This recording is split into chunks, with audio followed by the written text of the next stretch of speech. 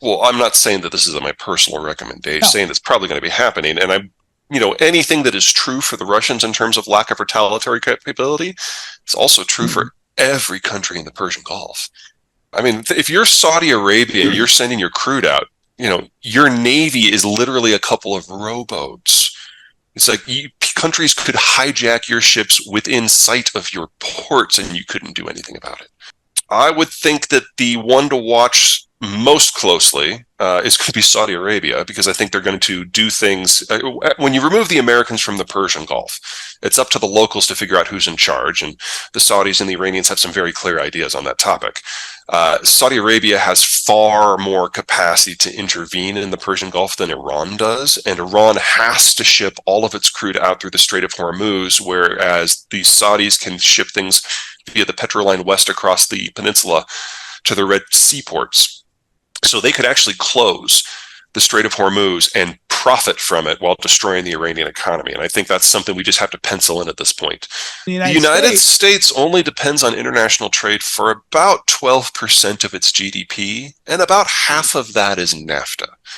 Mexico is where it's at, and it's going to be where it's at for the next several decades for sure. And we have a legal structure in the United States for cutting up the United States from global energy flows in order to keep our surplus production locked up at home.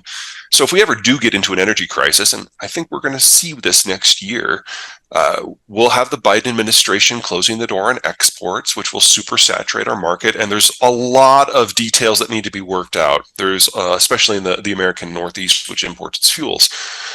But overall, you supersaturate the American market, you'll have energy prices going down here as they go up everywhere else. And remember that Saudi Arabia and Iran, that tiff, that's just kind of the first one. If you've got flows going out from the Persian Gulf, I would argue that the country that we need to get into the mindset of being the most disruptive in terms of energy trade is India. The first major stop out of the Persian Gulf. Every drop of crude that flows to China goes by Indian coast, and India is a real country with a real navy and a real air force, and it would be child's play for them to capture every single Chinese tanker. And you want to talk about something that would destroy the Chinese nation in a matter of months? That would do it.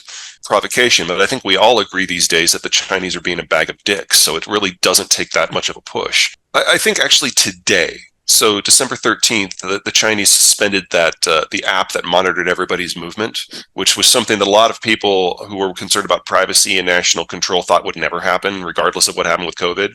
Mm. So at least to a degree, the Chinese have been concerned about health. The problem is, by demonizing vaccines that came from outside of the country, they were left with the ones they made themselves, and the ones that they made themselves we now know broadly don't work. Countries like Indonesia, the UAE, Chile, they used the Chinese vaccines in their first round, and when they discovered that it barely worked against the original strain and was useless against Alpha, Delta, and Omicron, they discontinued the Chinese vaccines completely. But the Chinese, having spent 2 years talking about how the American vaccines will make you infertile and magnetic, can't go out and push those on their own people. So the Chinese population is broadly, well, they're vaccinated, but they're not vaccinated with something that works. We're conflating a couple issues here. They're very real, but they're not interconnected. So let's start with the population issue. When countries urbanize, they have fewer kids. Well, China didn't really begin their urbanization program until 1980, which is about the same time that the one-child policy kicked in. So you got the world's most constrictive population growth policy in it at the same time you started the world's most rapid urbanization process. And so the birth rate today in Beijing and Shanghai is the lowest of any urban centers in world history, less than 0.8 children per woman.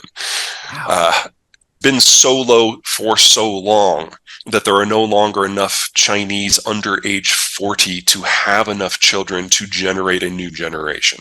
So they've already changed the one-child policy to 2 childs to 3 child, and now it's largely actually abolished.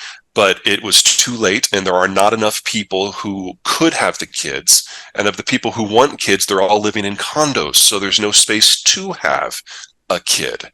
So basically, China concentrated 10 generations of economic development and urbanization into 40 years.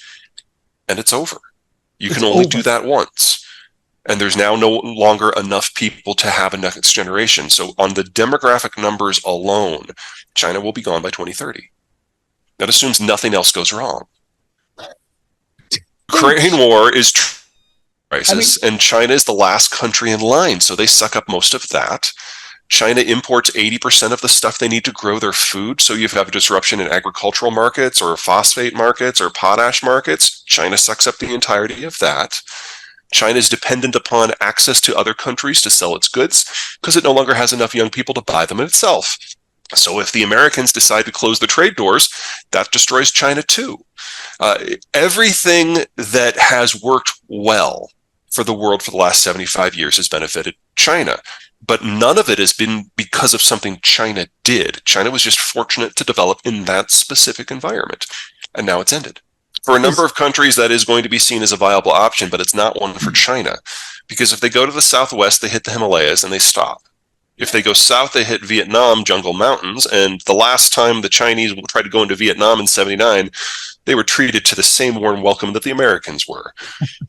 They can't go out. They hit the first island chain, and they don't have the naval power to punch through it. If they go north, the Russians have been very clear, going back to Yeltsin, that we won't meet you with men in tanks. We're just going to nuke you. There's nowhere to go. God. And their problem ultimately isn't really about resources. It's about population and market access, because they can't control the high seas. They do have a lot of vessels, but most are very small with very limited. Great question, because it comes up a lot. I love it. Okay, so when the Ukraine war started and the sanctions kicked in, especially the financial sanctions, and the Russians lost all their euro, gold, and dollars that were stationed abroad, they then bought nearly $500 billion of yuan assets, and were like thumbing their nose to the United States. See, we got other options. And then the day came that they needed to cash in some of those yuan assets to do things, and the Chinese like, no, that's all right. We don't want them back. And the Chinese discovered that they just lost $500 billion. So the Russians are just quietly now going back to euros and dollars on the black market because it's more reliable than dealing with the Chinese. Well, if you're Putin, you're probably not getting a lot of sleep these days. A lot of things have gone wrong. Yeah. Let me start by saying that this war is nowhere near over. The Russians have not fully mobilized. The first phases of the war, they only had 100,000 troops in theater.